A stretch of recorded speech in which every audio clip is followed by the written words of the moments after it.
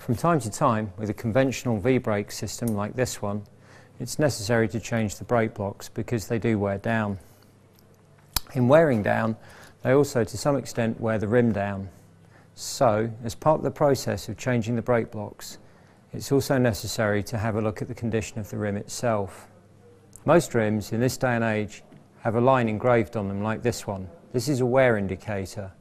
The idea is that when this line disappears from sight, then you know that the rim is worn out and that the rim or the wheel should be replaced. Older rims, where this wear indicator isn't present, can be checked by using the ball of the thumb. If you run your thumb over the rim like so, if it feels concave, then you should possibly think about replacing the wheel or the rim. If there's any defect on the surface of the rim, or if the wheel is not straight and round, the best brake blocks in the world won't stop you. So what we suggest is before fitting your new brake blocks, bring an Allen key close to the rim and spinning the wheel. Have a look and see whether the rim stays about the same distance away from the end of the Allen key or not. If it does, then the wheel is adequately true. If it doesn't, then the wheel may need to be straightened or in extreme cases replaced. If you're in any doubt at this stage, it's well worth a visit to your local bike shop. When you take the brake shoes out of the packet, you'll notice that on the spindle of each brake shoe there's a series of washers. These washers work in a fixed sequence.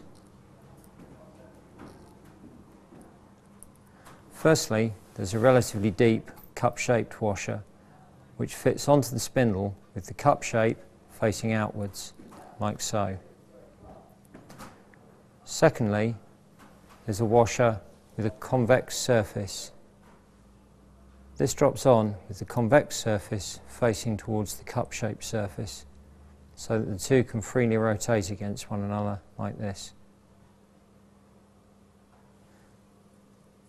Once the block is in place on the bike, the reverse assembly takes place like so. So here we have a cup-shaped washer, here we have a convex surface, the two sit together. Lastly, a washer and the fixing bolt.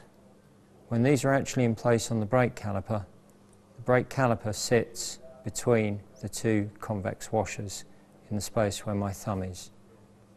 When replacing brake blocks in a caliper type brake, it's usually easiest to release the cable pinch bolt so that the brake cable comes completely free of the brake and the brake caliper can open fully. This makes access to the slot where the brake block fits much easier. Simply remove the outer set of washers from the brake shoe, pass the spindle through the slot, assemble the washers in the correct sequence on the outside, and lastly screw the fixing bolt on top to hold everything into place. Then repeat the process on the other caliper. Once you have the brake block in place with all the washers in the right locations, just tighten it up finger tight so the brake block moves in its mountings but isn't so loose that it won't stay in position. Then push the brake caliper in the direction that it's going to move and just approximately position the brake block so that it's against the rim, like so. Once you've done that, just lightly nip the fixing bolt up. If the brake block turns slightly like this, at this stage it doesn't really matter. Then go to the other side and repeat the process there. Before we do the next part of adjusting the brake, we need to just make sure that the brake adjuster, which you can see here, is screwed all the way into the body of the brake lever.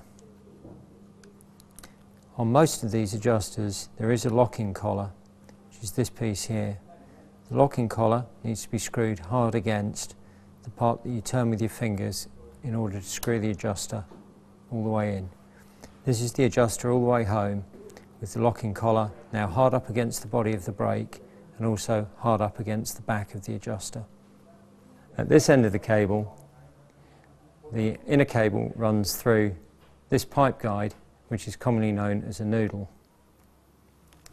pipe guide or noodle locates into the caliper here. There's then a small rubber boot which fits over the cable, like so. Then this end of the cable passes under this washer and is trapped by this bolt. Pull the two halves of the brake caliper as hard together as you can with your fingers, and then tighten the bolt down against the cable. The natural flexibility in the system will then allow the brake blocks to come a very short distance off the rim. It's useful if they're almost in contact with the rim, because it makes the next step of the process much simpler. In order then to correctly position the brake blocks, we pull the brake up tight. This will bring both blocks in full contact with the rim, and it will allow the outer cable to be pulled down tight into the various places that it's socketed, either into the noodle or into the lever. What we then do is release the bolt that holds the brake block and position it accurately where we want it. The brake block should sit with its centre line over the centre line of the rim, and it should also sit so that the curve of the brake block matches the curve of the rim. Once you're satisfied that the brake block is in the right place, you can then tighten the screw which holds it in place, and repeat the process on the brake block the other side. You can then let go of the brake lever. Almost the last part of the adjustment process is to make sure that both brake blocks hit the rim at the same time when the lever is pulled. At the moment, if we try and spin the wheel, we can see it doesn't turn freely. This is because the spring on this side is pulling this brake arm too aggressively in this direction. We can adjust how much that spring affects this brake arm and how much force it puts on the brake arm the other side with this screw here. If we simply undo that screw slightly,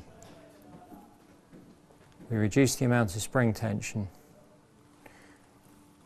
We then give the brake a gentle nudge and allow it to return to its natural position and try again. We have completely free movement of the wheel between the brake blocks.